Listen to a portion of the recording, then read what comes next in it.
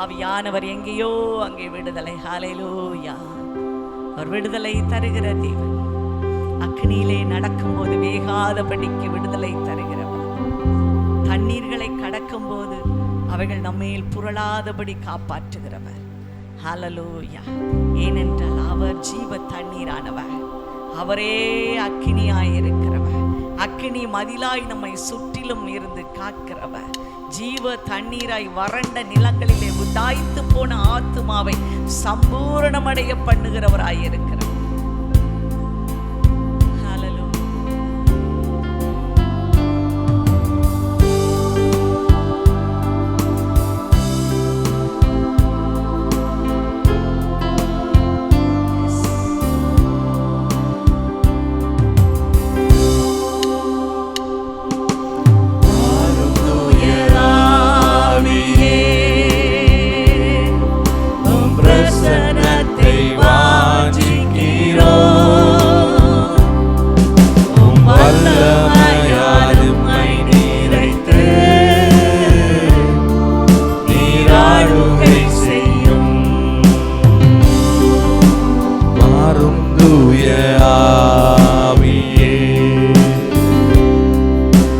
பிரசன்னத்தை வாஞ்சிக்கிறோம்.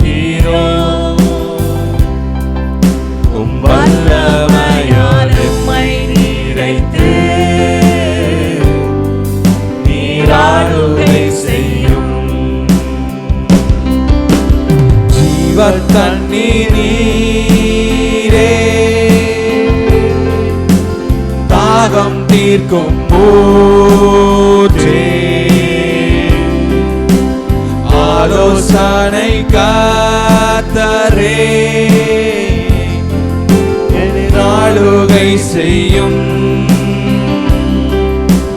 ஜீவ தண்ணீர் நீரே,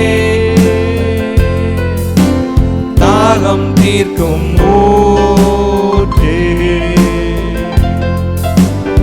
ஆலோசனை கர்த்தரே,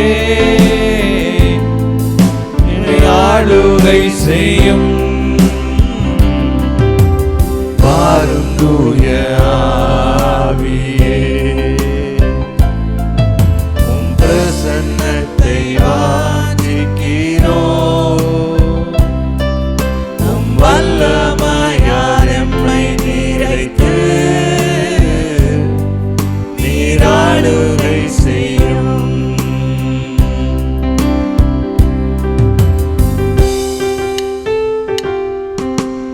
அக்கினியும் நீரே, பெருங்காற்றும் நீரே, பெருமழை போலவே ஆவியை ஊற்றும். அக்கினியும் நீரே, பெருங்காற்றும் நீரே, பெருமழை போலவே உம் ஆவியை ஊற்றும். வாரும் தூய ஆவியே, உம் பிரசன்னத்தை வாஞ்சிக்கிறோம். உம் வல்லமையால் எம்மை நிறைத்து நீராளுகை செய்யும். வாரும் தூய ஆவியே, உம் பிரசன்னத்தை வாஞ்சிக்கிறோம். உம் வல்லமையால் எம்மை நிறைத்து நீராளுகை செய்யும். சொல்லுவோமா? ஜீவ தண்ணீர் நீரே என்று சொல்லுவோமா? ஜீவ தண்ணீர் நீரே, தாகம் தீர்க்கும் ஊற்றே, ஆலோசனை கர்த்தரே, ஆளுகை செய்யும்.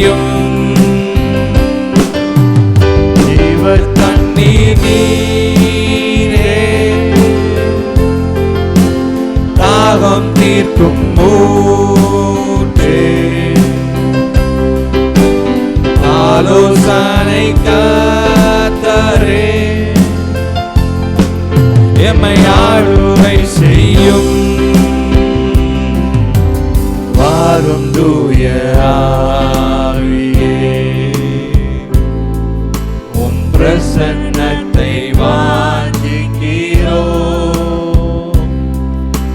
வல்லமையாய் எம்மை நிறைத்து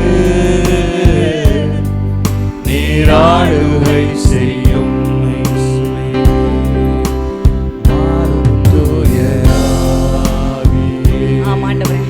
கேட்கிற யாவர் மேலும் உம்முடைய ஆவியை ஊற்றுகிறவர் அப்பா. இந்த கடைசி நாட்களிலே நான் மாம்சமான யாவர் மேலும் என் ஆவியை ஊற்றுவேன் என்று சொன்னீரப்பா. உம்முடைய வல்லமையான ஆவியானவர் எங்களுக்குள்ளே நீ வரங்களையும் அற்புதங்களையும் அதிசயங்களையும் செய்யும்படியாய் நீ வரும்படியாய் நாங்கள் அப்பா அழைக்கிறோம் அப்பா. உம்மை தேடுகிற இடத்திலெல்லாம் வருகிறவர் எங்களுக்குள்ளே நீர் வாசம் பண்ணும்படியாய் நாங்கள் வருந்தி அழைக்கிறோம். எங்களுக்காக பரிந்து பேசுகிறவர், எங்களுக்காக வாக்கு கடக்காத பெருமூச்சுக்களோடு ஜெபிக்கிறவர் அப்பா. வேண்டுதல் செய்கிற ஆவியானவர் எங்கள் மேலாண்டவரை உம்முடைய பிரசன்னம் உம்முடைய அப்பா வரங்களும் வல்லமையும் என்றென்றைக்கும் தங்கட்டும், என்றென்றைக்கும் தங்கட்டும் அப்பா. இந்த உலகத்தை ஜெயிக்க அதனால் எங்களுக்கு பலன் தரும்படியாய் ஜெபிக்கிறோம் அப்பா. இயேசுவின் நாமத்தினாலே ஜெபிக்கிறோம் பிதாவே, ஆமென், ஆமென்.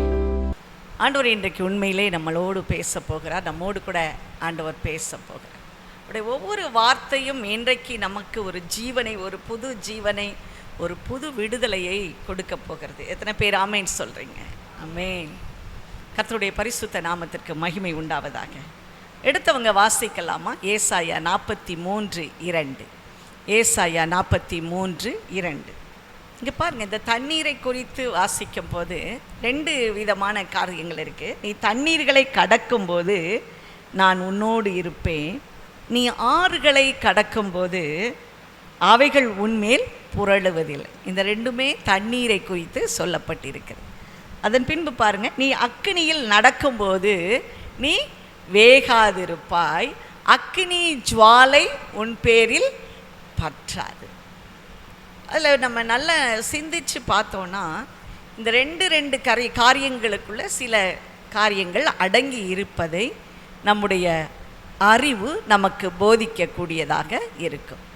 ஆகவே நீங்கள் கடந்து சென்று இந்த வார்த்தைகளை குறித்து நீங்கள் தியானிக்கும் போது இதற்குள்ளே இருக்கிற வித்தியாசத்தை நீங்கள் புரிந்து கொள்ள முடியும். எப்படியாயினும் கர்த்தர் நம்ம மேலே எந்த தூசி துரும்ப படுவதற்கு அவர் அனுமதிக்க மாட்டார். ஹல்லேலூயா, ஹல்லேலூயா. சத்துரு வெள்ளம் போல வரும்போது ஆவியானவர் அவனுக்கு விரோதமாய் கொடி ஏற்றுவார். ஹல்லேலூயா. சத்துரு வெள்ளம் போல வரும்போது அவன் எப்படி வருவானா? வெள்ளம் போல.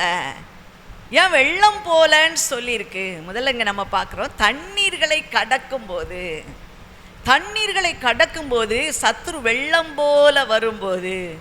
சமீபத்தில் நீங்கள் பார்த்துருப்பீங்க, பழைய குற்றாலம் அருவியில் தண்ணீர் திடீரென்று பிரவாகித்தது. அதிலே ஒரு பையன் இறந்து போனான். எல்லாரும் சொல்லி கொண்டிருக்காங்க, வெளியில் வாங்க வாங்க வாங்கன்ட்டு. ஏன்? அந்த உள்ளே இருக்கிறவங்களுக்கு காது கேட்காது, தண்ணிக்குள்ளே காது கேட்காது.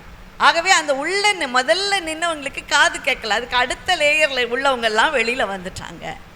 ஆகவே அந்த தண்ணீர் எப்படி இருக்குமா? டக்குன்னு வந்துடும். நம்ம நினைப்போம் கரண்ட காலுக்கு தானே இருக்குது அப்படின்னு சொல்லிட்டு.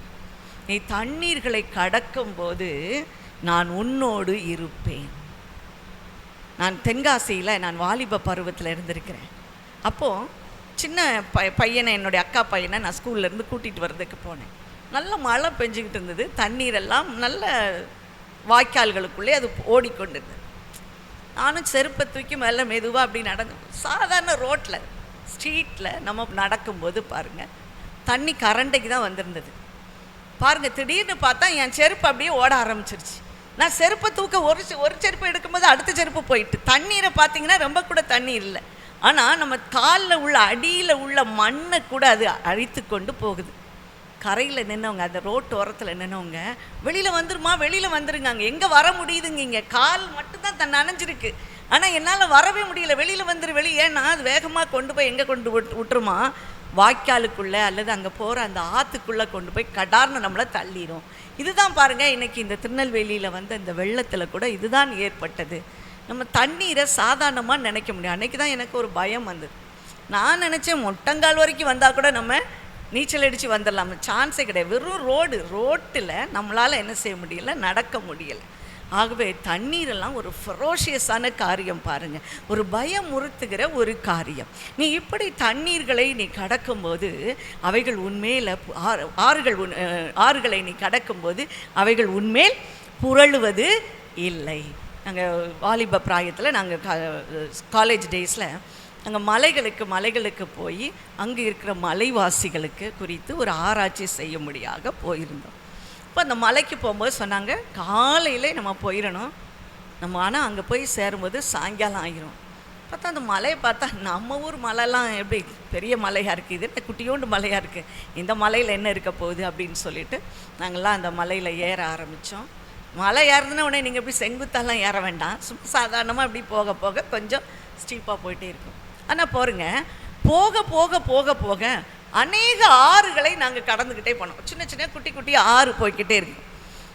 நாங்கள் அப்பா இந்த மலையில் இத்தனை ஆறா அப்படின்னு சொல்லும்போது எங்களை கூட்டிகிட்டு போன அந்த பேராசிரியர் சொன்னார், ஒரு தண்ணீர் தான், மேலே இருந்து ஒரு வீழ்ச்சியிலிருந்து வருகிற தண்ணீர் அப்படியே சுற்றி சுற்றி சுற்றி ஓடி ஓடி ஓடி அது வந்து கொண்டே இருக்கிறது. அப்போ மலையில் ஏதாவது ஒரு பிரசவ வலி ஒரு பெண்ணுக்கு ஏற்பட்டால் அவங்க எத்தனை இதை தாண்டி வரணும், இந்த 10 குட்டி குட்டி ஆறுகளை தாண்டி அவங்க கீழே வந்தால்தான் அந்த பிரசவத்தை அவங்க செய்ய முடியும் அப்படின்னு சொன்னாங்க. பாருங்கள், எங்களுக்கு ரொம்ப கஷ்டமாக இருந்தது.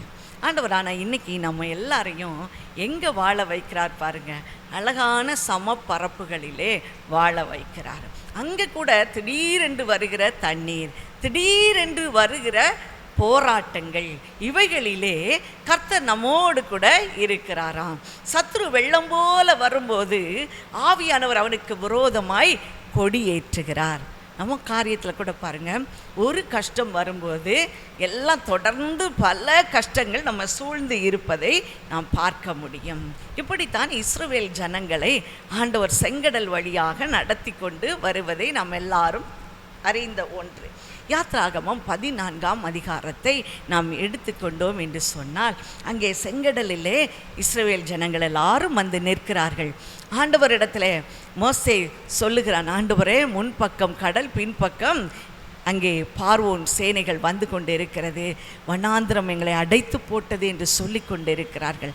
ஆண்டவர் சொல்லுகிறார், நீங்கள் நின்று கொண்டு இன்றைக்கு கர்த்தர் உங்களுக்கு செய்யும் ரட்சிப்பை பாருங்கள் என்று சொல்லி அந்த மோசையை பார்த்து சொல்கிறார், உன் கோலை நீட்டி உன் கோலை ஓங்கி உன் கையை நீட்டு, சமுத்திரத்துக்கு நேராய் நீட்டு. ஆண்டவர் கீழ்காற்றை வரவிட்டால் சமுத்திரம் மதிலாய் நின்றது. எல்லாம் உங்களுக்கு நன்றாய் தெரியும். மதிலாய் நின்றது, ஒரு குவியலாய் அது நின்றது என்று சொல்லி நாம் வாசிக்கிறோம். இஸ்ரவேல் புத்திரர் அந்த செங்கடல் வழியாக, அந்த சமுத்திரத்தின் வழியாக வெட்டாந்தரையிலே அவர்கள் நடந்து போவதை போல அவர்கள் நடந்து போனார்களாம். யாத்ராகமம் 14ஆம் அதிகாரம் 28, 29 வசனங்களிலே உங்கள் கண்களை ஓட விடுவீர்கள் என்று சொன்னால், இஸ்ரவேல் ஜனங்கள் வெட்டாந்தரையிலே அவர்கள் நடந்து சென்றார்கள். அங்கே இருக்கிற எகிப்தியரோ அவர்கள் என்ன செய்தார்களாம் பாருங்கள், செத்து கிடப்பதை அந்த கடற்கரையிலே அவர்கள் கண்டார்கள். செத்து கிடப்பதை அவர்கள் கண்டார்கள். பாருங்க, ஒருவருக்கு அது வெட்டாந்தரையாய் மாறிற்று, மற்றவர்களுக்கு பாருங்க அந்த கடல் அவர்களை மூடி போட்டது. ஏன் தெரியுமா? இஸ்ரவேல் ஜனங்கள் தெரிந்து கொள்ளப்பட்டவர்கள். இந்த எகிப்தியர் எதிர்க்க வேண்டிய ஜனங்கள், ஆண்டவருக்கு விரோதமாய் இருப்பதினாலே அவர்கள் எதிர்க்கப்பட வேண்டியவர்கள். அவர் தம்முடைய தெரிந்து கொண்ட தம்முடைய தாசர்களை அவர் வெட்டாந்தரையிலே நடத்துவது போல அவர் நடத்துகிற தேவனாய் இருக்கிறார். நீங்களும் நானும் இப்படி பல சூழ்நிலைகளிலே தண்ணீரை போல பிரச்சனைகள் வருகிற பொழுது அவர் நம்மை எப்படி நடத்துவாராம்? வெட்டாந்தரையிலே நடக்கிற அனுபவத்தை நமக்கு கொடுப்பார். ஆனால் கர்த்தரை பகைக்கிறவர்களோ அங்கே செத்து மடிந்து கிடப்பதை நம்முடைய கண்கள் காணும். வேதம் அதைத்தான் சொல்லுகிறது. அவர் என் சத்துருக்களுக்கு எதிராய் ஒரு பந்தியை ஆயத்தம் பண்ணி என் தலையை எண்ணெயினால் அபிஷேகம் பண்ணுகிறார். என் பாத்திரம் நிரம்பி வழிகிறது. என் பாத்திரம் நிரம்பி வழிகிறது. என்னுடைய பாத்திரம் அபிஷேகத்தினால் நிரம்பி வழிகிறது, சந்தோஷத்தினால் நிரம்பி வழிகிறது. என் சத்துருக்களுக்கு நேரிடுவதை என் கண்கள் காணும், அவர்களுக்கு நேரிடுவதை என் காதுகள் கேட்கும். இன்றைக்கு இந்த இஸ்ரவேல் புத்திரருக்கு விரோதமாய் செய்த இந்த எகிப்தியர் அங்கே செத்து விழுந்து கிடந்தார்கள். சுனாமி எல்லாம் உங்களுக்கு நல்லா தெரியும். திடீரென்ற அந்த சுனாமி வந்தது, ஒருவராவது அதை முன்னறிவிக்க கூடாது இருந்தது. அங்கே நின்று நடந்து போனவர்கள், உட்கார்ந்திருந்தவர்கள், விளையாண்டு கொண்டிருந்தவர்கள் எல்லாரையும் ஒரே நேரத்திலே அது சுருட்டி கொண்டு உள்ளே போயிற்றான். ஒரு நடிகை இப்படியாய் தன்னுடைய சாட்சியை அவளை சொல்லி இருந்தார்கள். அந்த நேரில் கண்ட சாட்சி. எப்படி அவர்கள் மொட்டை மாடியிலே நின்று கொண்டு இருந்த பொழுது அங்கே பெரிய அலை வந்தது, கருப்பாய், எப்படி ஒரு பூதம் வருமோ அதுபோல ஒரு பூதம் கடலிலே திடீரென்று தோன்றிட்டு வாயை பிளந்து கொண்டு, அது அவங்க சொல்லியிருக்காங்க, இயேசுவை அறியாத ஒரு சகோதரி, ஆனால் அவங்க சொல்லியிருக்காங்க அங்கே வாயை பிளந்து கொண்டு வந்தது. வந்து எல்லா கரையில் இருந்தவர்கள் எல்லாம் சுருட்டி வாரி சுருட்டி, ஐயோ குழந்தை விளையாடிக்கிட்டு இருக்கு, அதை அப்படியே வாரி சுருட்டி உள்ளே கொண்டு போச்சு. எத்தனை பேர் நம்ம நினைக்கலாம், எத்தனை அவ்வளவு பேருமா ஆண்டவருக்கு பிரியம் இல்லாதவங்க அப்படின்னு சொல்லிட்டு, அவ்வளவு பேருமா ஆண்டவருக்கு பிரியம் இல்லாதவங்களை ஆண்டவர் கொண்டு போட்டார் அப்படின்னு சொல்லி, இந்த சுனாமியில் எத்தனையோ பேர் தப்பிச்சிருக்கலாம். அந்த காரியங்கள் ஒருவேளை நமக்கு விளங்காததாக இருக்கலாம். ஆனால் இன்றைக்கு உங்களையும் என்னையும் அந்த பெரிய ஆபத்திலிருந்து காத்து கொண்டு இருக்கிறார். ஹல்லேலூயா! அந்த பெரிய ஆபத்திலிருந்து அவர் நம்மை காத்து கொண்டு இருக்கிறார். சங்கீதம் 106:11 எடுத்து வாசிக்கலாமா? சங்கீதம் 106:11. அவர்களில் ஒருவனாவது மீந்திருக்கவில்லை. சத்துருக்களை கடல் மூடி போட்டது, அவர்களில் ஒருவனாயிலும் மீந்திருக்கவில்லை. இன்னைக்கு அப்படித்தான் நமக்கு எதிராளியாக மனிதர்கள் இருக்கலாம், மனிதர்களை தூண்டி விடுகிற பிசாசு இருக்கலாம். ஆனால் நம்ம திரும்பி பார்க்கும்போது அவைகள் அந்த ஸ்தானத்திலே அவர்கள் இருப்பது இல்லை. நமக்கு எதிர்கொண்டு வருகிறவர்கள் ஒரு வழியாய் வருகிறவர்கள் 7 வழியாய் ஓடி போவார். இருக்கீங்களா இல்லையா? ஹல்லேலூயா! ஒரு வழியாய் வருகிறவர்கள் 7 வழியாய் அவர்கள் ஓடி போகிறவர்கள். அதே ஆண்டவர் அந்த தண்ணீரை என்ன செய்கிறாராம் பாருங்க, அந்த தண்ணீரை அவரால் சரியாக ஆளுகை செய்ய முடியும். சங்கீதம் 107:35 சொல்லுகிறது, அவர் அவாந்திர வெளியை தண்ணீர் தடாகமாகவும் வறண்ட நிலத்தை நீரூற்றாகவும் மாற்ற வல்லமை உடையவர். அவர் வறண்ட நிலத்தை வெளியை தண்ணீர் தடாகமாக மாற்றுகிறவர், நீரூற்றாய் மாற்றுகிறவராய் இருக்கிறவர். ஏசாயாவின் புத்தகம் 51:10 சொல்லுகிறது. ஏசாயா 51:10 சொல்லுகிறது, மகா ஆழத்தின் தண்ணீர்களை வழியாக்கினார். மகா ஆழத்தின் தண்ணீரை அவர் வழியாக்கி கொடுக்கிற தேவனாய் இருக்கிறார். ஏசாயா 42:15 சொல்லுகிறது. ஏசாயா 42:15 சொல்லுகிறது, ஆறுகளை திட்டுக்களாக்கி ஏரிகளை வற்றி போக பண்ணுவேன். ஆறுகளை திட்டுகள்னால் என்ன? அங்கங்கே அந்த தண்ணீர் ஒழுங்காக போகாமல் அது அங்கங்கே கட்டி இருக்கும்படியாக அப்படி அவர் மாற்றி விடுகிற தேவனாய் இருக்கிறார். இப்போ சில வருஷங்களாக நமக்கு நிறைய மழை, தண்ணீர். இப்போ தண்ணீரை கண்டால் எல்லாருக்குமே பயம் வந்துருச்சு. சில வருஷத்துக்கு முன்னால் கிட்டத்தட்ட ஒரு 10 வருடங்கள் மிகுந்த வறட்சி தண்ணீர் தாவத்தினால அப்படி எல்லாரும் கருகி, பனைமரம் கூட கருகி போனதை நாங்கள் பார்த்துருக்கு. பனைமரமெல்லாம் கருகி மொட்டையாக போயிடுச்சு அந்த மேலே இருக்கிற அந்த ஓலைகள் இருக்கிற இடத்துல. அப்போ எல்லோரும் சொன்னாங்க, இதை மாதிரி ஒரு வறட்சி நம்ம தேசத்தில் வந்ததே இல்லை அப்படின்னு சொல்லி. ஆனாலும் கூட ஆண்டவர் நம்மை தப்பிக்கொள்ளுகிற போக்கை அன்னைக்கு உண்டு பண்ணினார். அவர் சொல்லியிருக்கிறார், நீ தண்ணீர்களை கடக்கும்போது நான் உன்னோடு இருப்பேன், நீ ஆறுகளை கடக்கும்போது அவைகள் உன்மேல் புரளுவது இல்லை. பாருங்கள், யோர்தான் நதியை இதே இஸ்ரவேல் ஜனங்கள் கடந்தார்கள். யோர்தான் எப்படி இருக்குமா பாருங்கள், அது மேற்கிலிருந்து கிழக்காக ஓடி வரும். அப்படின்னா மேலேருந்து கீழே ஓடி வருது. அந்த தண்ணீரை ஆண்டவர் தம்முடைய கிருபையினாலே தம்முடைய பராக்கிரமத்தினாலே அதை மேலே அப்படியே நிறுத்தி வச்சுட்டாரு.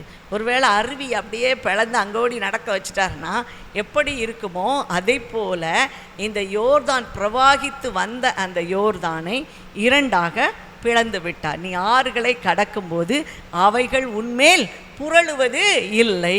இந்த ஆற்றை கட்டாயம் இஸ்ரவேல் ஜனங்கள் கடந்து போக வேண்டும். இன்றைக்கு நாமும் கூட வாழ்க்கையிலே அநேக ஆறுகளை நாம் கடந்து போக வேண்டிய கட்டாயத்திலே இருக்கிறோம்.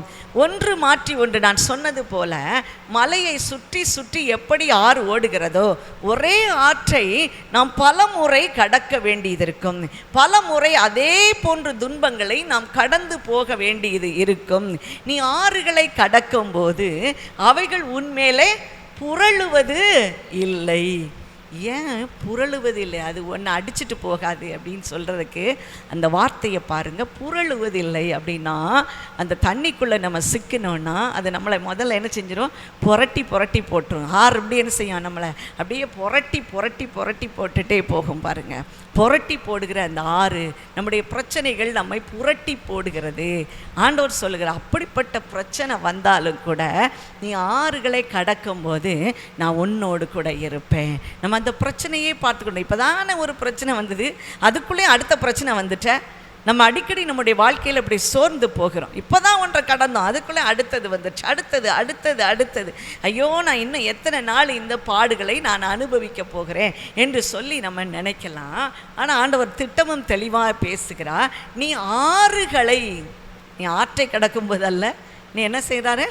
ஆறுகளை கடக்கும்போது அவைகள் உன்மேல் புரளுவது இல்லை என்று சொல்லியிருக்கிறார். யோசுவா 3ஆம் அதிகாரம் நீங்கள் 13ஆம் வசனத்தை எடுத்துக்கொண்டீங்கன்னா வாசிக்கலாமா? யோசுவா 3:13. ஆண்டவர் சொல்கிறாரு, மேலேருந்து வர்ற தண்ணீர் அப்படி ஒரு குவியலாக நிற்கும். அவங்க அதை பார்த்தாங்களா பாருங்கள். யாத்ராகமம் 3:17 வாசிக்கலாமா?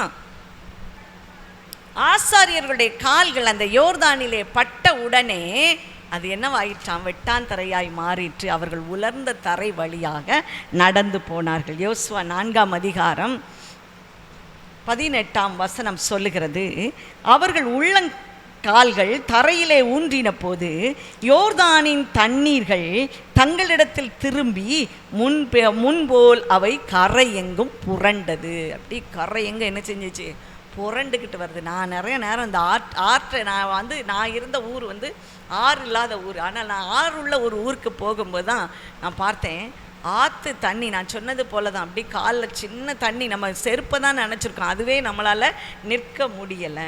திடீரென்று துணி துவைச்சிட்டு இருந்தோம் ஆற்றுல, நல்லா கிறிஸ்டல் கிளியராக தண்ணி வந்துகிட்டே இருந்தது. திடீர்னு பார்த்தா கிராமங்கள்லாம் மக்கள் யாராச்சும் செத்து போட்டுன்னு நினைக்கவே மாட்டாங்க. எல்லோரும் உடனே சத்தம் போடுவாங்க, ஓன்ட்டு சத்தம் போடுவாங்க. அங்கேருந்து திடீர்னு டேமில் தண்ணி திறந்து விட்டுருவாங்க. அப்போ தண்ணி அதிகமாக இருந்தாலும் திறந்து விடுவாங்க, விவசாயத்திற்கன்று திறந்து விடுவாங்க. அதுக்கு முன்னாடிலாம் அவங்க எல்லாம் முன்னாலே எல்லாம் அனௌன்ஸ்மெண்ட்லாம் இருக்கும். சில நேரத்தில் அந்த அனௌன்ஸ்மெண்ட் யாருக்கும் கேட்டிருக்கு. அது ஆற்றுல இப்படி தான் துணி துவைச்சிட்டு இருந்தோம். பக்கத்தில் ஒரு கல் இருந்தது, அதில் துவைச்சிட்டு இருந்தோம். திடீர்னு ஓன்னு சத்தம் கேட்டது.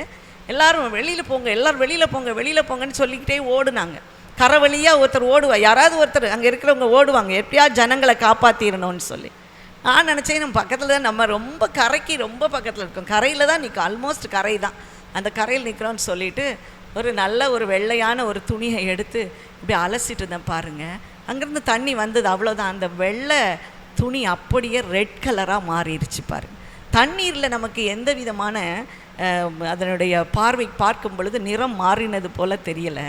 ஆனால் பாருங்கள், அந்த தண்ணி பட்ட உடனே அங்கே இருக்கிற அந்த செம்மண்ணெல்லாம் கலந்து டக்குன்னு அந்த கலர் மாறிடுச்சு. அது பின்பு பல முறை அதை துவைச்சாலும் கூட துவைக்க முடியல. இப்படித்தான் பாருங்கள், சில நேரத்தில் நம்முடைய கஷ்டங்கள் அப்படித்தான் வந்துச்சுன்னா அதுக்கப்புறம் பல முறை நம்ம இது பண்ணாலும் அதனுடைய சாயத்தை நம்மளால் போக்க முடியாத ஒரு சூழ்நிலையில் இருக்கும். அதனால் ஆண்டவர் சொல்கிறாரு, இப்படியெல்லாம் இருந்தால் கூட நான் உன் கூட தான் இருக்கிறேன், நீ ஏன் விசாரப்படுகிறாய், நீ ஏன் கவலைப்படுகிறாய்? ஆறுகளே உன் மேலே புரண்டாலும் கூட நான் உன் கூட இருப்பேன். அவர் நம்ம கூட இருக்கும்போது அவர் நம்மை தூக்கி கொள்ளுவா, நம்மை சுமந்து கொள்வா, நம்மை தப்பிக்கிற போக்கை உண்டு பண்ணுவா. எப்படி தப்பிக்க செய்வா? உலர்ந்த தரையிலே நடப்பது போல அவர் செய்து விடுவார். உலர்ந்த தரை, உலர்ந்த தரையில் நடந்து நாம் கடந்து சென்று விடுவோம். ஆனால் நம்முடைய பகைஞர்களோ அதிலே அமிழ்ந்து போவார்கள். இதுதான் ஆண்டவர் இன்றைக்கு நமக்கு கொடுக்கிற செய்தி. நீ தப்புவிக்கப்படுவாய், உன்னுடைய எதிரிகள் மூழ்கடிக்கப்படுவார்கள். ஹல்லேலூயா. இதுதான் நமக்கு அவர் கொடுக்கிற செய்தி. நீ தண்ணீர்களை கடக்கும்போது அவைகள் உன்மேல் புரளுவதில்லை. யோசுவா 4ஆம் அதிகாரம் 24ஆம் வசனத்தை நாம் எல்லாரும் வாசிக்கிறது கேட்போம். பாருங்க, இந்த யோசுவா 4ஆம் அதிகாரம் 24ஆம் வசனத்தில் இந்த செங்கடலை குறித்தும் இந்த யோர்தானை குறித்தும் ஒரே வசனத்தில் நம்ம வாசிக்கிறோம். ஒரே வசனத்தில் எப்படி செங்கடலை அவர் வரல செய்தார்களோ, வற்றி போக பண்ணினாரோ, அதே போல நீங்கள் கடந்து தீருமளவும், இந்த யோர்தானை கடந்து தீருமளவும் அது வற்றி போக பண்ணுவேன் என்று சொல்லுகிறார். முதல்ல ஒரு கடல் போல் ஒரு பிரச்சனையை கடந்து வந்தோமா? இன்னைக்கு ஆறுகள் மாதிரி பிரச்சனைகள் வந்து கொண்டு இருக்கிறதா? ஆனால் ஆண்டவர் சொல்கிறாரு, நான் உன் கூட இருப்பேன், நான் உன் கூட இருப்பேன். அலைகள் பார்த்திங்கன்னா துன்பங்களுக்கு ஒரு உதாரணம் சொல்லுவாங்க. எப்படி துன்பம் வருமா? கடலில் இருக்கிற அலை ஓயாத மாதிரி அது தொடர்ந்து வந்துகிட்டே இருக்கும். ஒரு அலை வந்தது நம்ம பார்ப்போம், ஓகே இது அடங்கிடுச்சு அப்படின்னு நம்ம என்னைக்காவது சொல்ல முடியுமா? சொல்லவே முடியாது. ஆகவே தான் ஆண்டவர் சொல்லுகிறார், உலகத்திலே உங்களுக்கு உபத்திரவம் உண்டு, ஆனாலும் திடன் கொள்ளுங்கள், நான் உலகத்தை ஜெயித்தேன், நான் உலகத்தை ஜெயித்தேன். இவங்க எல்லாரும் என்ன செஞ்சாங்க பாருங்க, ஆண்டவருடைய ஆலோசனையை பின்பற்றினார்கள். ஆண்டவருடைய ஆலோசனையை பின்பற்றினார். அதற்கு பின்புலம் இருக்கிற காரியம் என்ன? இந்த பிரச்சனைகளிலிருந்து எப்படி நாம் வெளியே வர முடியும்? ஆண்டவர் நமக்கு ஒரு சொல்யூஷனை சொல்லி கொடுப்பார். அதை நாம் காத்திருந்து பெற்றுக்கொள்ள வேண்டும். நாம் அதை காத்திருந்து பெற்றுக்கொள்ள வேண்டும். ஆண்டவர் மோசேக்கு சொல்கிறாரு, உன் கோலை நீட்டு. அவன் நீட்டான். உண்மையில் நடக்குமா நடக்காதா? ஒரு பயங்கரமான ஒரு எதிர்பார்ப்பு அவனுக்கு இருந்திருக்கும், ஒரு பயம் இருந்திருக்கும், எல்லா ஜனங்களுக்கும் ஒரு பயம் இருந்திருக்கும். ஆனால் ஆண்டவர் சொன்ன ஆலோசனை நடந்தது. யோர்தானுக்கும் அப்படித்தான். ஆண்டவர் சொன்னார், ஆசாரியர்களை முன்னே செல்ல செய், உடன்படிக்கை பெட்டியை சுமந்து கொண்டு இந்த ஆசாரியர்கள் முன்னாலே செல்லட்டும், அவர்களுடைய கால் அந்த யோர்தானிலே பட்ட மாத்திரத்திலே என்று சொல்லி கொடுத்தார். அப்படி என்னால் நீ புறப்பட வேண்டும், நீ செயல்பட வேண்டும். நீ எப்படி செயல்பட வேண்டும்? உடன்படிக்கை பெட்டியை சுமந்து கொண்டு. இதுதான் கர்த்தருடைய ஆலோசனை. நீ எதையாவது ஒரு பெரிய போட்டை எடுத்துகிட்டு போ அப்படின்னு அவர் சொல்லவே இல்லை. ஒரு பெரிய கப்பலை எடுத்துகிட்டு போ, ஒரு படகை எடுத்துகிட்டு போன்னு சொல்லவே இல்லை. அவர் சொன்னார், அந்த உடன்படிக்கை பெட்டியை எடுத்துக்கொண்டு போ. இன்னைக்கு நம்முடைய பிரச்சனைக்கு நாம் சுயமாய் சிந்தித்து நாம் சுயமாய் செயல்பட்டோம் என்று சொன்னால் இப்படிப்பட்ட பெரிய வெற்றியை நாம் அடைந்திருக்க முடியாது. ஆண்டவர் நம்முடைய பிரச்சனைகளிலே அவர் சொல்லுகிறதை நாம் செய்யும்போது அவர் அதை காரிய சித்தி உள்ளவர்களாய் நம்மை மாற்றுகிறார். ஹல்லேலூயா. தேவ பிள்ளைகளுக்கும் மற்றவர்களுக்கும் ஒரு வித்தியாசத்தை காட்டினார். இன்றைக்கு அந்த வித்தியாசத்தை நான் உங்கள் வாழ்க்கையிலே காட்டப் போகிறேன் என்று கர்த்தர் சொல்லுகிறார். ஹல்லேலூயா. எத்தனை பேர் ஆமென் சொல்றீங்க? தெரிந்து கொள்ளப்பட்டவர்கள் வெட்டாந்தரையிலே நடப்பார்கள். அவர்களை துன்பப்படுத்துகிறவர்களோ ஈயத்தை போல அமிழ்ந்து போவார்கள். ஈயத்தை போல அமிழ்ந்து போவார்கள். அது ஒன்றால் முடியாது, அவரால் முடியும். நம்மால் முடியாது, அது அவரால் நடத்தி செல்ல முடியும். நீ தண்ணீர்களை கடக்கும்போது நான் உன்னோடு இருப்பேன், ஆறுகளை நீ கடக்கும்போது அவைகள் உன்மேல் புரளுவது இல்லை. அடுத்ததாக, நீ அக்கினியிலே நடக்கும்போது வேகாதிருப்பாய், அக்கினி ஜுவாலை உன் பேரில் பற்றாது. அக்கினியில் நடக்கும்போது சில இடத்துல பார்த்தீங்கன்னா தீ மிதித்து விழா கொண்டாடுவார்கள். தீ மிதித்து யாராவது அக்கினியில் போய் நடப்பாங்களா? நடக்கிறாங்க பாருங்க, ஜனங்கள் நடக்கிறாங்க. ஏன் தெரியுமா? அக்கினியில் நடந்தாவது ஒரு வெற்றியை பெற்றுவிட வேண்டும் என்று சொல்லி அவர்கள் இப்படியாக தங்களுடைய உபாயங்களின்படி நடக்கிறார்கள். தங்களுடைய தெய்வத்துக்கு எப்படி ஒரு அக்கினியிலே நடந்து அந்த தெய்வத்தினுடைய ஒரு அருளை பெற்றுவிட வேண்டும் என்று சொல்லி நினைக்கிறார்கள். ஆனால் ஆண்டவர் நமக்கு சொல்லுகிறார், நீ அக்கினியில் நடக்கும்போது அல்லது அக்கினியில் உன்னை நடத்தும் பொழுது நீ வேகாதிருப்பாய். ஹல்லேலூயா. நம்ம ஞானமற்றவர்களை நம்ம போய் அக்கினியில் நடக்க மாட்டோம்.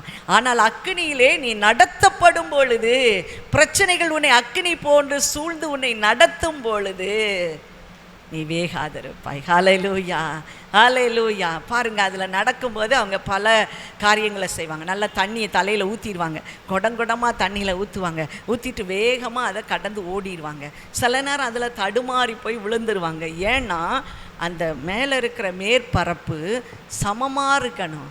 ஓடி ஓடி அது சமமற்றதாய் போயிடும். அப்போ ரெண்டாவது போகிறவங்க அல்லது அடுத்து போகிறவங்க என்ன பண்ணும், அந்த பள்ளத்தில் அவங்க விழுந்து அங்கே கீழே விழுந்துருவாங்க. இதுதான் கான்செப்ட், பார்த்துக்கோங்க. ஆனால் ஏதோ ஒரு தெய்வ குற்றம் இருக்கிறதுன்னு சொல்லி இங்கே அல்லோலப்பட்டுட்டு கிடப்பாங்க.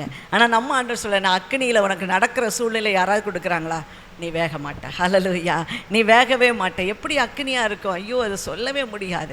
அக்கினி தண்ணீரை காட்டிலும் ரொம்ப கஷ்டம். இதுதான் அக்கினி. பாருங்கள், இந்த அக்கினியில் நம்ம விழுந்தோன்னா அவ்வளோதான், ஒன்று கூட அதில் மிஞ்ச முடியாது, எல்லாம் சாம்பலாகி போய்விடும். இப்படித்தான் நம்முடைய பிரச்சனைகள் கூட இருக்கும். பாருங்கள், தானியேலின் புத்தகம் 3ஆம் அதிகாரத்தை எல்லாரும் திருப்பி வைத்துக் கொள்ளுவோம்.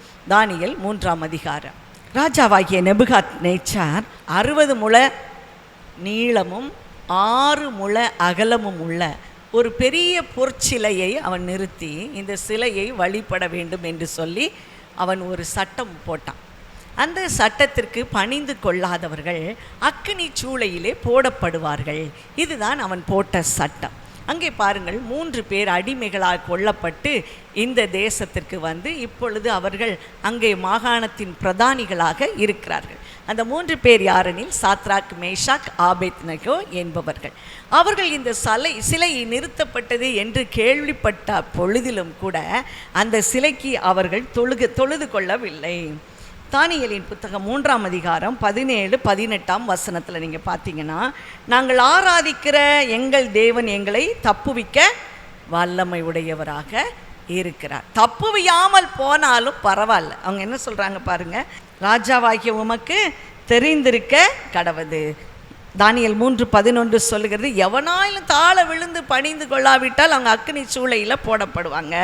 3:17-18 நாங்கள் ஆராதிக்கிற தேவன் எங்களை தப்புவிக்க வல்லமை உடையவராக. அப்படி தப்புவியாட்டாலும் கூட நாங்கள் இந்த சிலைக்கு முன்னால் நாங்கள் என்ன செய்ய மாட்டோம், வணங்க மாட்டோம். நம்மனா சொல்லுவோமா? நிச்சயமாக சொல்லவே மாட்டோம். முதல்ல இனி வருகிற நாட்கள் இப்படித்தான். நமக்கு ஒரு பெரிய ஒரு சேலஞ்சான ஒரு நாட்கள், கடைசி நாட்கள் வருகிறது. ஆண்டவரை மறுதலிக்க வேண்டும் என்று சொல்லி எல்லாம் நமக்கு எதிராக சட்டங்கள் எல்லாம் வரும். அப்போ நம்ம எத்தனை பேர் அதில் நம்ம நிலை நிற்க போகிறோமோ தெரியாது. நான் கூட ஆண்டவரே சொல்லுவேன், ஆண்டவரே அந்த அளவுக்குலாம் கஷ்டத்தை கொடுத்துறாதீங்க, முதலே நீங்கள் வந்தீங்கன்னா என்னை எடுத்துகிட்டு போயிருங்க, இல்லைன்னா மரணம் வந்து சம்பவிக்கும்னா நான் முதலே வந்துடணும் சாமி, நிச்சயமாக நான் இந்த மாதிரி ஒரு ட்ரையல்லாம் நிற்பேனா அப்படிங்கிறது எனக்கே தெரியல சாமி அப்படின்னு நான் சொல்லிகிட்டு இருக்கேன். ஆனால் ஆண்டவர் அப்படிப்பட்ட ஒரு விசுவாசத்தை இந்த சாத்ராக், மேஷாக், ஆபேத்நேகோவுக்கு அந்த நாட்களிலே அவர் கொடுத்திருந்தார். பாருங்கள், ஒரு விதமான எந்த விதமான நல்ல ஒரு சந்தர்ப்ப சூழ்நிலைகள், சாதகமான சூழ்நிலைகள் இல்லாத போதும் அவர்கள் கடவுளுக்காக நின்றார்கள் என்று சொல்லி நாம் பார்க்குறோம். இப்போ தான் அங்கே ஒரு பெரிய ட்விஸ்ட் இருக்குது பாருங்கள். ராஜா சொல்கிறாரு, அதை தொடர்ந்து உங்கள் கண்களை ஓட விட்டீர்கள் என்றால், பலசாலியானவர்கள் அவர்களை கட்டி எப்படி போடணுமா, அவர்களுடைய மேல் வஸ்திரம், அவர்களுடைய நிசார்களோடு, அவர்களுடைய சால்வைகளோடு அவர்களை தூக்கி அந்த சூளைக்குள்ளே போடுங்கள். அந்த சூளையை 7 மடங்கு அதிகமாக சூடாக்கிருங்க. இன்றைக்கி பிசாசு அப்படித்தான் சொல்லுவான். நமக்கு முன்னால் வைக்கப்பட்ட அந்த கஷ்டம் எப்படி 7 மடங்கு, மற்றவங்களுக்கெல்லாம் லேசா, இவங்க ஆண்டவருடைய பிள்ளைகளா 7 மடங்கு சூடாக்கிட்டு எப்படி நம்மளை போடுவான் பாருங்க. நம்முடைய மேன்மையோடு கூட உள்ளே போடுவான். நம்முடைய மேன்மையோடு கூட ஆண்டவர் நம்மை கொஞ்சம் கொஞ்சமாக உயர்த்தி மேன்மைப்படுத்தி வைத்திருப்பார். அந்த மேன்மையோடு கூட, ஏன் தெரியுமா, அந்த மேன்மையும் உருகி போகணும். அந்த அக்கினிக்குள்ள அந்த மேன்மையும் மங்கி போகணும், அந்த மேன்மையும் இல்லாமல் போகணும். இதுதான் பிசாசோட தந்திரம். பாருங்க, நமக்கு வருகிற கஷ்டத்தில் முதல்ல 7 மடங்கு அக்கினி, அந்த 7 மடங்கு அக்கினியில் நமக்கு கொடுத்திருக்கிற பொருளாதார உயர்வு, நமக்கு கொடுத்திருக்கிற மேன்மை, நமக்கு கொடுத்திருக்கிற புகழ், நமக்கு கொடுத்திருக்கிற ஆண்டவருடைய பலவிதமான ஆசீர்வாதங்கள், இவைகளோடு சேர்ந்து அதற்குள்ளே தூக்கி எறியும்படியாக பிசாசு செய்வான். அதனால தான் நிந்தனை, அவமானம் இதெல்லாம் இன்னும் கூனி குறுகி போகிறார்கள். மேன்மையெல்லாம் கருகுவதை நம்முடைய கண்கள் பார்க்கும். பாருங்க, அதுதான் வேதனையிலும் வேதனை. கர்த்தர் கொடுக்கிற ஆசீர்வாதம் நம்முடைய கண்கள் முன்னால் கருகி போகும். எப்படி இருக்கும் பாருங்க. ஐயோ, ஆண்டவர்கிட்ட நான் எவ்வளவு கேட்டு பெற்றுக்கொண்டேன், ஆண்டவர் இதெல்லாம் கொடுத்தாரேன், இன்னைக்கு ஒரு நிமிஷத்தில் கருகி போகுது. ஆண்டவர் சொல்லுகிறார், நீ அக்கினியிலே நடக்கும்போது வேகாதிருப்பாய், அக்கினி ஜுவாலை உன் பேரில் பற்ற. நான் சொன்னேன் அக்கினினா அப்படியே அங்கே இருக்கிற சமத்தரை, ஜுவாலை அதுக்கு மேலே இருக்குது பார்த்தீங்களா, கொழுந்து விட்டு எரியுது தெரியுமா உங்களுக்கு? அந்த தீ வரும்போது முதல்ல இந்த ஜுவாலை தான் வெளியில் வந்து விழும். அங்கே கீழே இருக்கிற பொருள் வந்து விழாது, எரிந்து கொண்டு இருக்கிற பொருள் விழாது. இந்த ஜுவாலை தான் காற்றினால் அப்படியே பரப்பும் பாருங்க. இந்த ஜுவாலை, அதுதான் அக்கினி ஜுவாலை உன் பேரில் பற்றாது. ஒரு வீட்டில் முதல்ல அங்கே தீ பிடிச்சிருச்சுன்னா அடுத்த வீட்டுக்கு எப்படி இந்த தீ போகும்? அந்த ஜுவாலை முதல்ல போயிடும் பாருங்க. இங்கே இருக்கிற கீழே இருக்கிற பெரிய சிலிண்டர் போய் அங்கே போய் வெடிச்சுக்கிட்டு இருக்காது. அந்த ஜுவாலை முதல்ல காற்றில் பறந்து போய் உன் மேரில் அது பற்றாது. அக்கினி ஜுவாலை உன் பேரில் பற்றாது. இப்போ இந்த சாத்ராக் மேஷாக் ஆபேத்நேகோவை பலசாலிகள் கட்டுண்டு அவர்களுடைய எல்லா வஸ்திரங்களோடு கூட மகிமையோடு கூட அந்த சூளைக்குள்ளே ஏறுகிறார்கள். இப்போது பாருங்க, இந்த ராஜா உற்று பார்க்கிறான். தானியேல் 3ஆம் அதிகாரம் 28ஆம் வசனத்தை வாசிக்க கேட்போம். தானியேல் 3:28. அவர்களுடைய தேவனுக்கு ஸ்தோத்திரம், அவர்கள் தங்களுடைய தேவனை தவிர வேறொரு தேவனையும் பணியாமல் அவரையே நம்பி ராஜாவின் கட்டளைகளை தள்ளி தங்கள் சரீரங்களை ஒப்பு கொடுத்தபடியினால் அவர் தமது தூதனை அனுப்பினார். அங்கே என்ன நடந்திருக்கு பாருங்க. அங்கே என்ன நடந்தது அப்படின்னு பார்த்தீங்கன்னா, அங்கே அக்கினியின் நடுவிலே அங்கே 4வது ஆள் ஒருவர் அவர் எப்படி இருந்தாராம் பாருங்கள். தானியேல் 3ஆம் அதிகாரம் 25ஆம் வசனம். ராஜா, இதோ 4 பேர் விடுதலையாய் அக்கினி சூளையின் நடுவிலே உலாவுகிறதை காண்கிறேன். 4ஆம் ஆளின் சாயல் தேவபுத்திரனுக்கு ஒப்பாயிருக்கிறது. பக்கத்தில் இருக்கவங்களை பார்த்து கேட்க, நம்ம 3 பேர் தானே உள்ளே போட்டோம், அங்கே எத்தனை பேர் இருக்காங்க? 4 பேர் அக்கினிக்குள்ளே விடுதலையாய் உலாவுகிறார்கள். விடுதலையாய் உலாவுகிறார்கள் என்ன அர்த்தம்? ஃப்ரீயாக ஜாலியாக வாக்கிங் போயிட்டுருக்காங்க. அங்கே உள்ளே இருந்து என்ன செய்கிறாங்க? வாக்கிங் போயிட்டுருக்காங்க. அவங்களோட கூட ஒருத்தர் 4ஆவதாக இருக்கார். அதுதான் ஆண்டவர் சொல்கிறேன், நான் உன்னோடு கூட இருப்பேன், நான் உன்னோடு கூட இருப்பேன். அக்கினி வரும்போது அக்கினி வரும், யாரும் அதற்கு தப்ப முடியாது. தண்ணீர் வரும், யாரும் தப்ப முடியாது. ஏன் தெரியுமா? பிசாசானவன் எவனை விழுங்கலாமோ என்று வகை தேடி சுற்றி திரிகிறான். பிற மனிதர்கள் மூலமாய் துன்பத்தை கொடுப்பான். இல்லை, நம்மளே நமக்கு துன்பத்தை வருவித்து கொள்ளுவோம். நம்மளுடைய நல்ல அறிவை பயன்படுத்தி இப்படி போகலாம் அப்படி போகலான்னு நினைப்போம், எல்லா வழியும் தோற்று போயிடும்.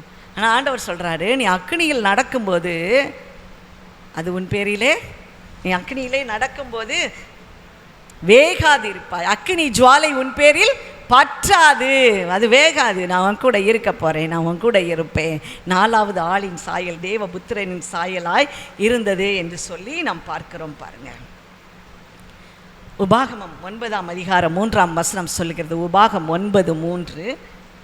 அவர் பட்சிக்கிற அக்னியை போல அவர்களை அழிப்பார், அவர்களை உனக்கு முன்பாக விழப்பண்ணுவார். நம்முடைய எதிராளிகளை அவர் நமக்கு முன்பாக விழப்பண்ணுவார். இந்த தேவன் பழைய ஏற்பாட்டின் தேவன் மாத்திரமல்ல, அவர் புதிய ஏற்பாட்டின் தேவனாயும் இருக்கிறார்.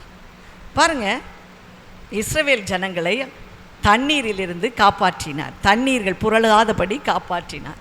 இந்த சாத்ராக் மேஷாக் ஆபேத்நேகோவை அக்கினி சூளையிலிருந்து காப்பாற்றினார்.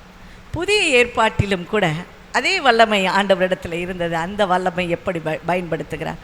பவுலை குறித்து நாம் அங்கே வாசிக்கிறோம். அப்போஸ்தலர் 27ஆம் அதிகாரத்தை எடுத்துக்கொள்ளுங்கள். அப்போஸ்தலர் 27 அங்கே 14வது வசனத்தை நம்ம பார்க்கும்போது, அங்கே ஒரு பெரிய ஒரு யூரோக்கிலிதோன் என்னும் காற்று அவன் போகிற அந்த கப்பலில் மோதிற்று. இனி தப்பி பிழைப்போம் என்கிற நம்பிக்கை முழுவதும் அற்று போயிட்டு. இந்த பவுலை பிடிச்சிக்கிட்டு போகிறாங்க, அவனை கொண்டு போய் தனிமை சிறையில் அடைக்கணும், சிறையில் போடணும்னு சொல்லி கொண்டு போகிறாங்க. ஆனால் அவங்கள நாடு கடத்துகிறாங்க, கப்பலில் நாடு கடத்துகிறாங்க. அப்படி கப்பலில் நாடு கடத்தும்போது அங்கே ஒரு பெரிய புயல் காற்று வருது. இப்போ கூட நமக்கெல்லாம் புயலுக்கு பேர் வைக்கிறாங்க. வர்தா புயல், வேறு என்ன புயல் இருந்தது? கஜா புயல், தானே புயல். இந்த பேர் நம்ம இப்போ தான் புதுசு புதுசாக தெரியுது. ஆனால் அப்போவுமே பேர் வச்சுருக்காங்க பாருங்க. என்ன பேர் வச்சுருக்காங்க? யூரோக்கிலிதோன் என்கிற ஒரு பேர். அது அவ்வளவு ஃபெரோஷியஸாக இருந்தது. கப்பல்லாம் உடைய ஆரம்பிச்சிருச்சு. இப்போ ஆண்டவர் பவுலை பார்த்து சொல்கிறாரு, நீ உன்னுடைய ஜீவன் உனக்கு கிடைக்கும் கொள்ளை பொருள், நான் உன்னோடு யாத்திரை பண்ணுகிறவர்களை நான் உனக்கு தருவேன் என்று சொல்லுகிறார். இவன் எல்லாம் சொல்லி பார்க்கான். அவங்க யாரும் அங்கே சேவகர்களோ அல்லது மாலுமிகளோ அதை உணரவில்லை. ஆனால் மெதுவாக ஆண்டவர் என்ன செய்தார், அவர்களை ஒரு கரையிலே கொண்டு வந்து சேர்த்து விடுகிறதை அவர்கள் பார்க்கிறார்கள். அப்போஸ்தலர் 28:1 பார்த்தீங்கன்னா, அவங்க மெலித்தா என்ற தீவிலே அவர்கள் வந்து இறங்குகிறார்கள். அந்த தீவிலே அவர்கள் பாராட்டின அன்பு, அந்த தீவுக்காரங்க அவங்க பாராட்டின அன்பு பெரியது.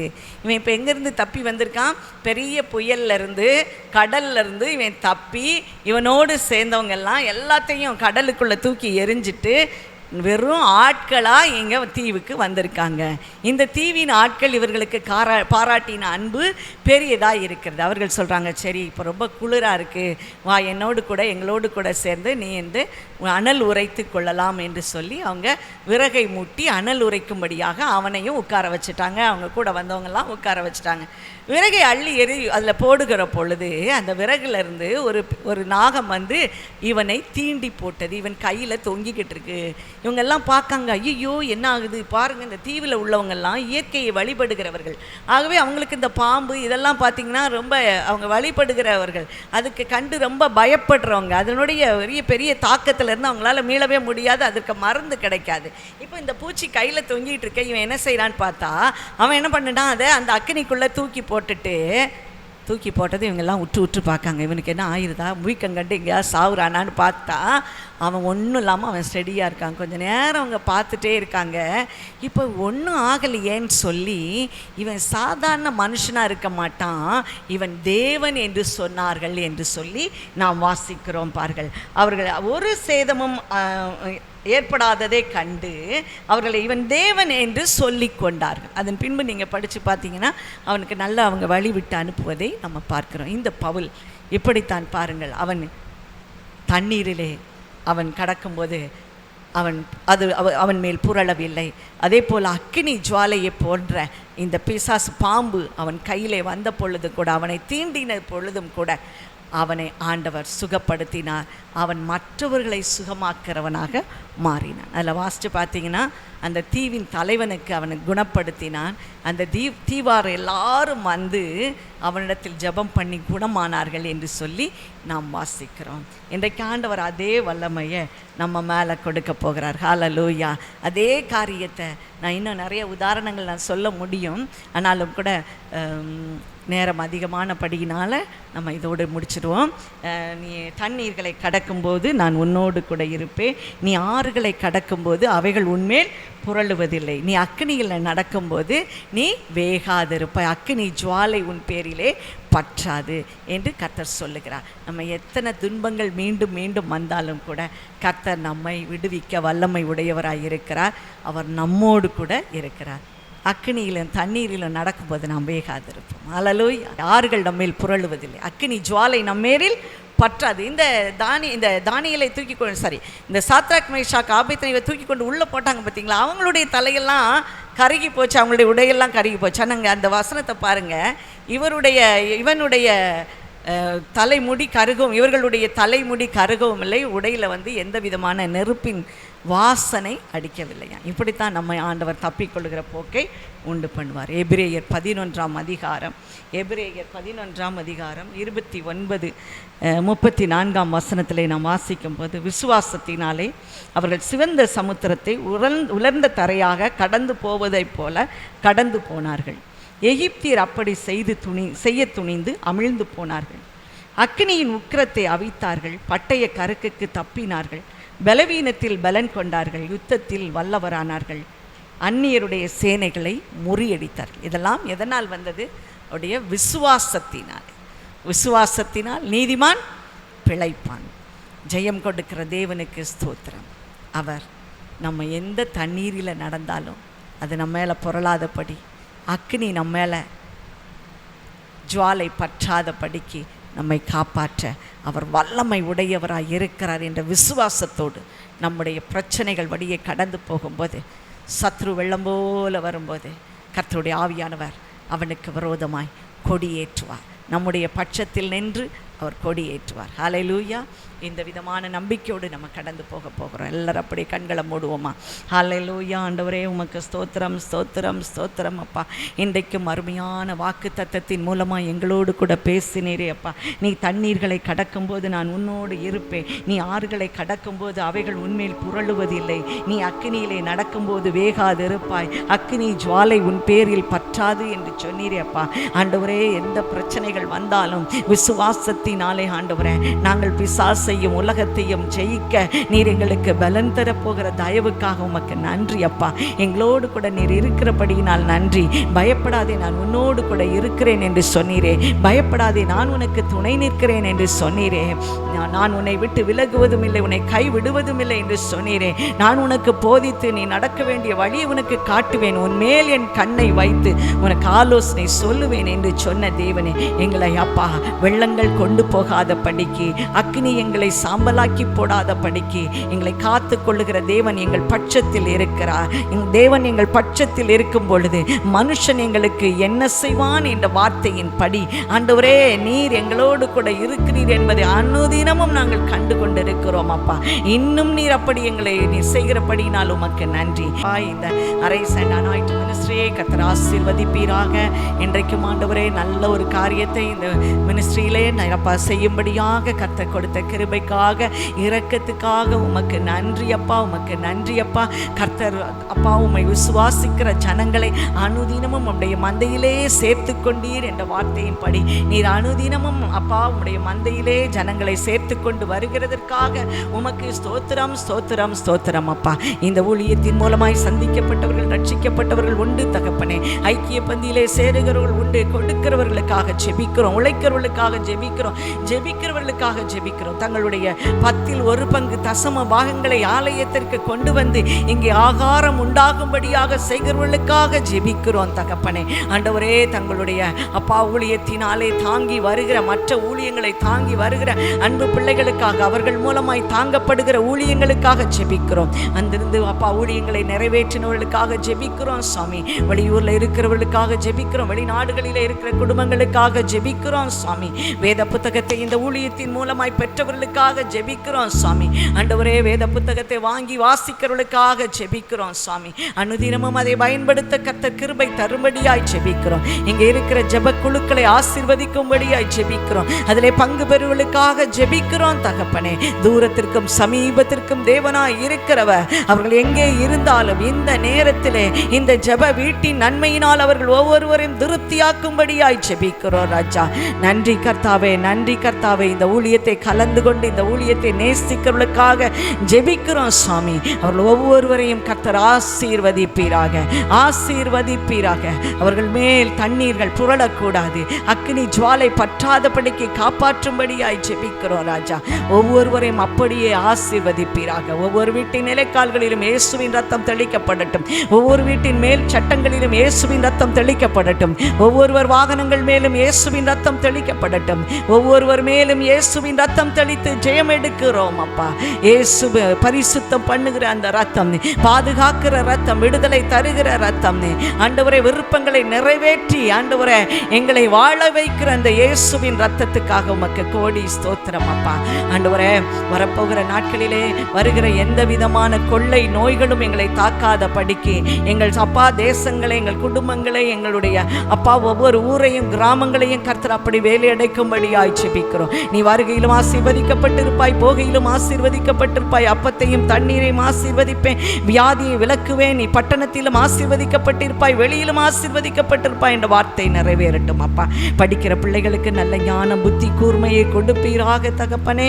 ஆண்டவரே அப்பா, வேலைக்கு அப்பா காத்திருக்கிற பிள்ளைகளுக்காக ஜெபிக்கிறோம், வேலை செய்கிறவர்களுக்காக ஜெபிக்கிறோம், ஆசிரியர் பணி செய்கிறவர்களுக்காக ஜெபிக்கிறோம். ஆண்டவரே அப்பா, இன்னும் பிஸ்னஸ் பண்ணுகிறவர்களுக்காக ஜெபிக்கிறோம், இன்னும் மற்ற மாதிரி வேலைகளை செய்கிறவர்களுக்காக ஜெபிக்கிறோம் சுவாமி.